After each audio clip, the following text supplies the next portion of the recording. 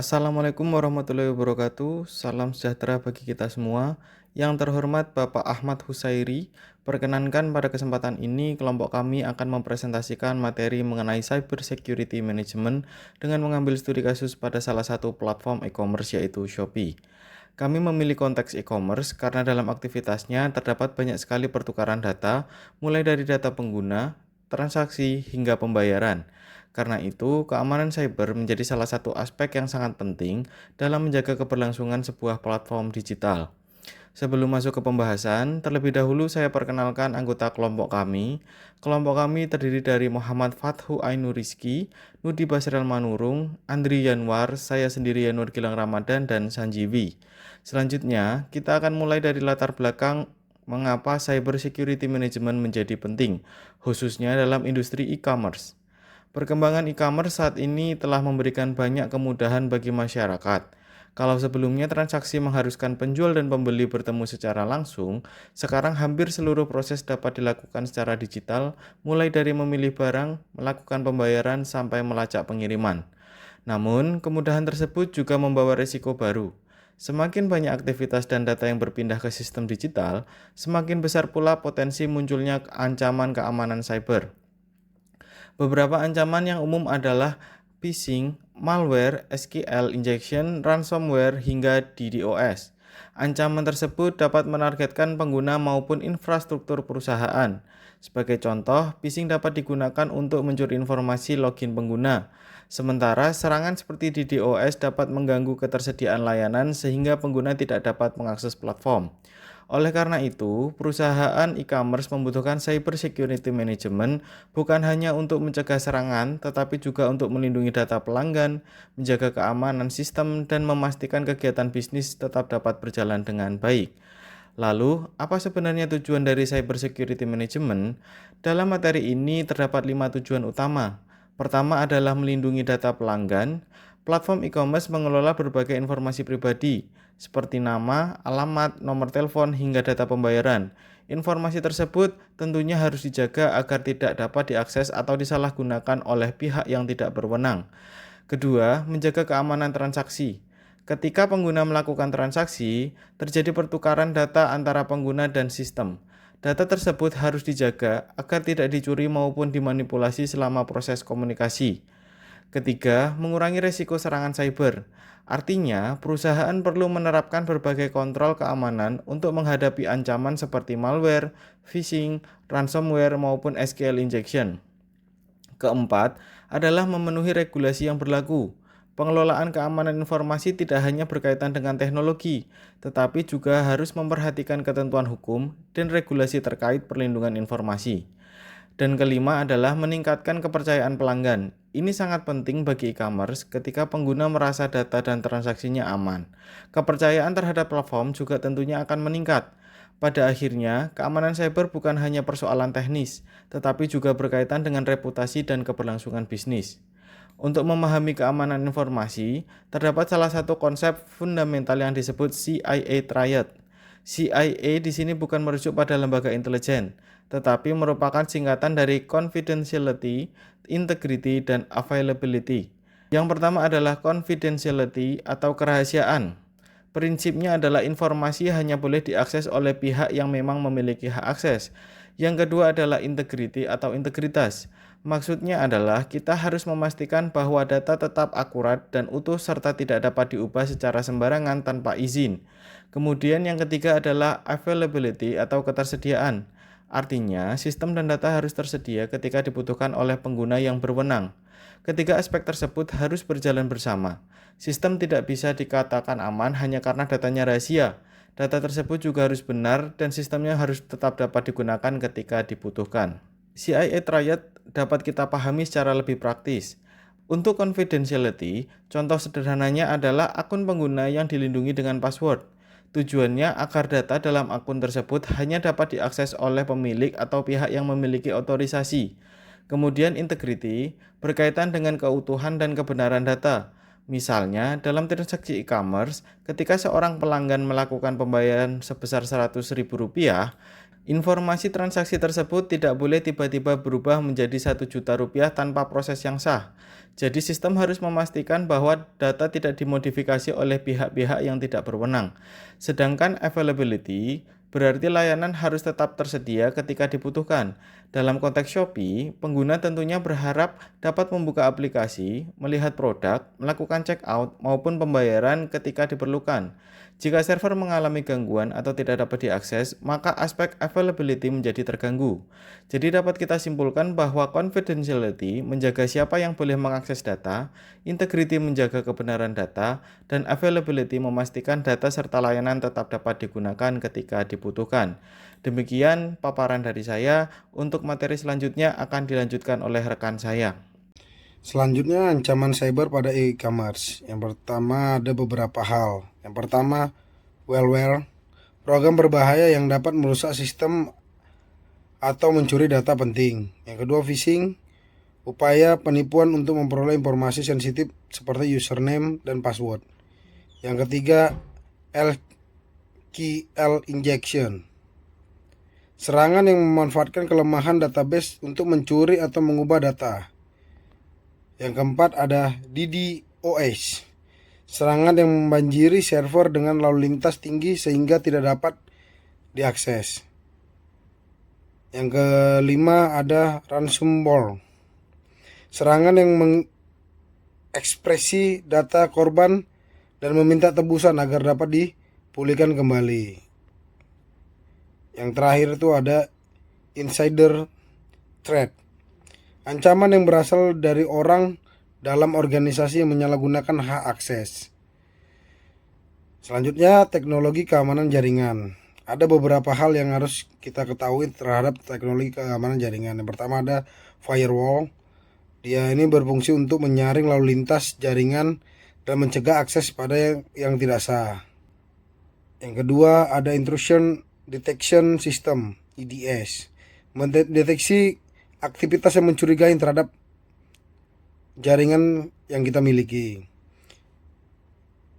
Yang ketiga ada IPS, mencegah serangan secara otomatis ketika ancaman tersebut terdeteksi. Yang keempat ada VPN, ini gunanya untuk mengamankan komunikasi atau koneksi kita.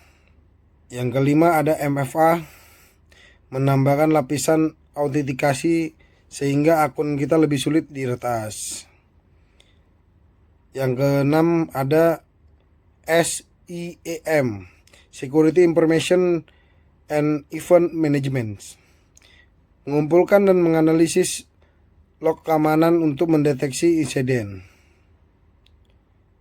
Yang ketujuh ada EDR, fungsinya ini untuk melindungi perangkat penggunaan dari berbagai ancaman keamanan. Selanjutnya ada SSL atau TLS. Nah, ini berfungsi untuk mengekspresi data yang dikirim melalui internet agar tidak dapat disadap atau tidak bisa diretas gitu.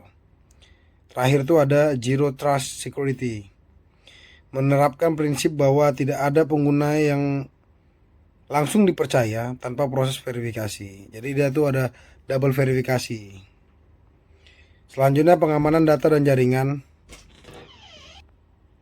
Yang pertama enkripsi data, gunanya untuk mengubah data menjadi bentuk terenkripsi sehingga untuk dapat dibaca oleh pihak yang tidak berwenang.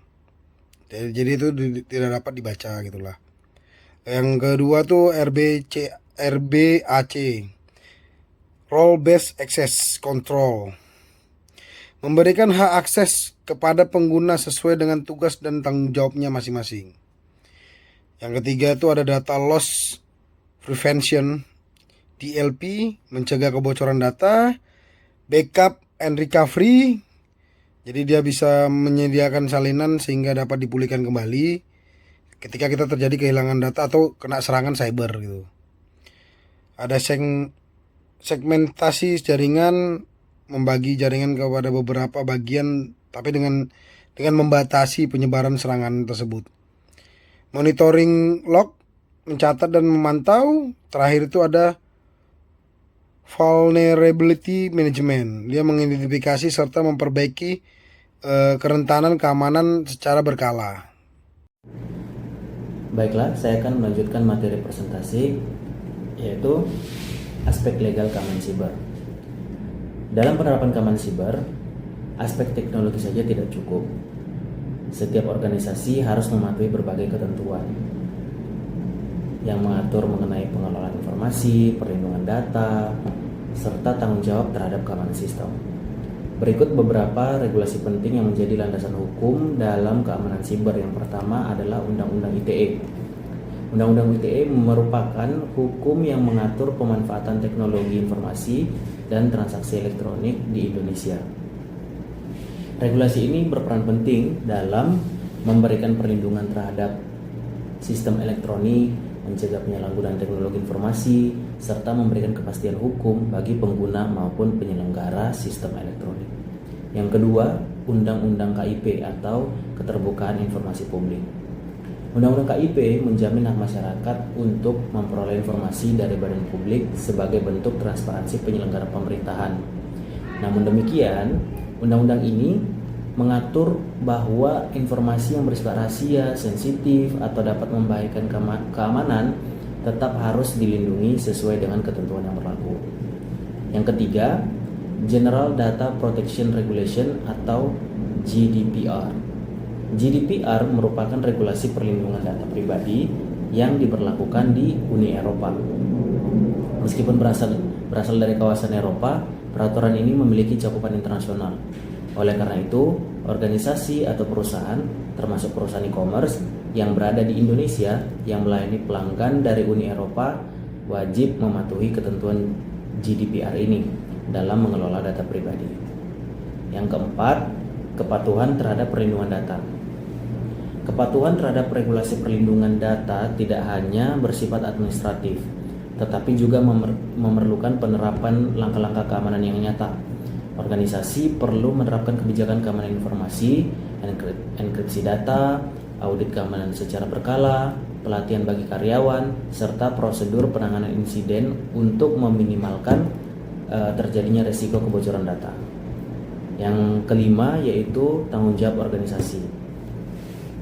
Setiap organisasi memiliki tanggung jawab untuk menjaga kerahasiaan data, integritas, dan ketersediaan informasi atau dikenal sebagai prinsip confidentiality, integrity, dan availability atau yang disebut CIA. Selain melindungi data pelanggan dari akses yang tidak sah, organisasi juga harus memastikan bahwa informasi tetap akurat, tersedia saat dibutuhkan, serta dikelola sesuai dengan ketentuan hukum dan standar yang berlaku. Berikutnya adalah ISO or IEC 27001. ISO/IEC 27001 ini merupakan standar internasional yang menjadi acuan dalam membangun, menerapkan, memelihara, dan meningkatkan sistem manajemen keamanan informasi atau yang disebut dengan SMKI. Standar ini membantu organisasi mengelola keamanan informasi secara sistematis melalui pendekatan berbasis risiko sehingga kerahasiaan, integritas, dan ketersediaan yang tadi kita bahas dapat terjaga. Sekarang kita masuk ke dalam pembahasannya. Yang pertama, Sistem Manajemen Keamanan Informasi atau SMKI. ISO/IEC 27001 menyediakan kerangka kerja yang terstruktur bagi organisasi dalam mengelola keamanan informasi. Melalui penerapan SMKI ini, organisasi dapat menerapkan kebijakan, prosedur, serta tanggung jawab yang jelas untuk melindungi aset informasi dari berbagai ancaman. Yang kedua, identifikasi dan penilaian risiko. Salah satu tahapan utama dalam ISO/IEC 27001 ini adalah melakukan identifikasi terhadap aset informasi yang dimiliki organisasi, kemudian menganalisis dan mengevaluasi berbagai risiko yang berpotensi mengganggu keamanan informasi. Hasil penilaian ini menjadi dasar dalam menentukan strategi pengendalian yang paling efektif. Yang ketiga, penerapan kontrol keamanan. Berdasarkan hasil analisis risiko, organisasi menerapkan berbagai kontrol keamanan yang sesuai, baik dalam bentuk kebijakan, prosedur, maupun teknologi. Tujuan utamanya adalah mengurangi tingkat risiko, melindungi data dari akses yang tidak sah, serta menjaga keberlangsungan operasional organisasi. Yang keempat, evaluasi dan perbaikan berkelanjutan. ISO/IEC 27001 ini menekankan pentingnya proses evaluasi secara berkala melalui audit internal, pemantauan kinerja, serta tinjauan manajemen. Hasil evaluasi tersebut digunakan sebagai dasar untuk melakukan perbaikan yang berkelanjutan atau yang disebut continuous improvement, sehingga sistem keamanan informasi tetap efektif dalam menghadapi ancaman siber yang terus berkembang. Berikutnya yaitu NIST Cyber Security Framework. NIST Cyber Security Framework merupakan kerangka kerja keamanan siber yang dikembangkan oleh National Institute of Standards and Technology atau yang disingkat NIST.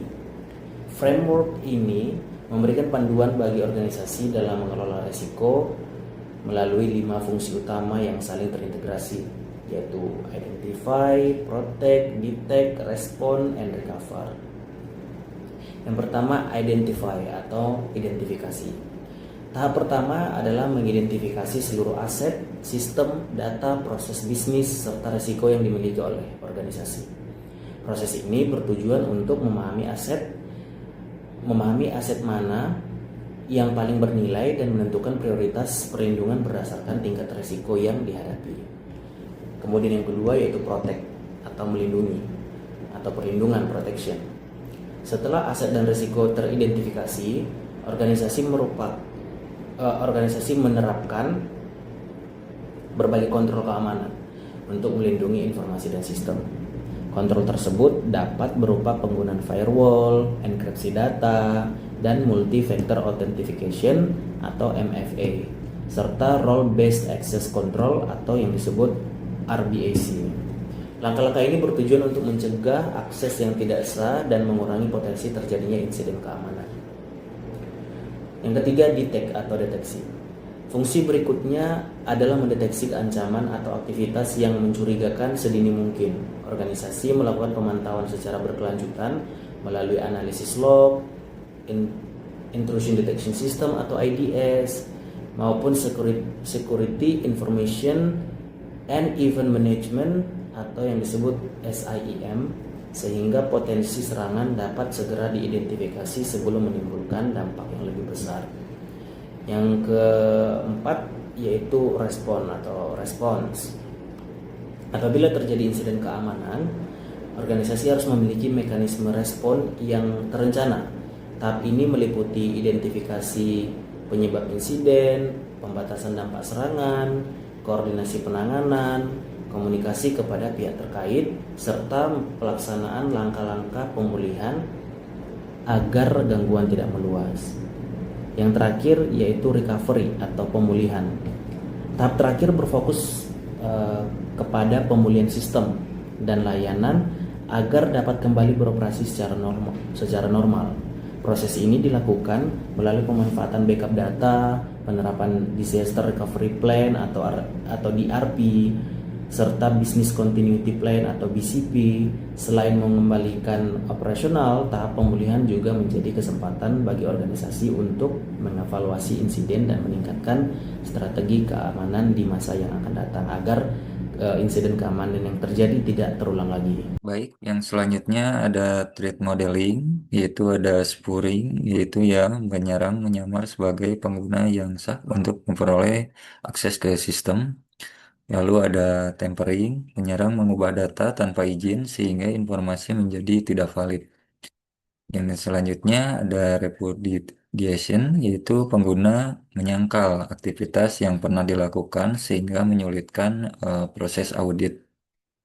Lalu ada information disclosure, yaitu data sensitif yang bocor kepada pihak yang tidak memiliki atas hak akses. Lalu ada DOS atau Denial of Service, yaitu serangan yang membuat layanan tidak dapat diakses oleh pengguna. Lalu yang terakhir ada Elevation of Privilege, yaitu pengguna memperoleh hak akses lebih tinggi dari yang seharusnya sehingga dapat mengakses informasi yang lebih penting. Lalu ada risk mapping, yaitu probabilitas atau linkhood, menunjukkan kemungkinan suatu ancaman terjadi pada sistem atau dampak ya, impact menunjukkan besarnya kerugian yang ditimbulkan apabila ancaman itu terjadi. Lalu ada risk metric, yaitu digunakan untuk menentukan tingkat risiko berdasarkan kombinasi probabilitas dan dampak. Yang terakhir yaitu prioritas risiko, itu ancaman seperti SQL injection dan ransomware menjadi prioritas utama karena memiliki tingkat risiko yang sangat tinggi, sehingga harus segera ditangani. Baik, lalu slide yang selanjutnya yaitu terkait model keamanan cyber lanjutan.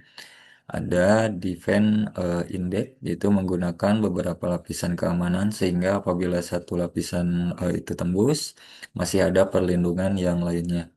Lalu ada Zero Trust Architecture, semua pengguna harus diverifikasi terlebih dahulu sebelum memberikan akses ke sistem.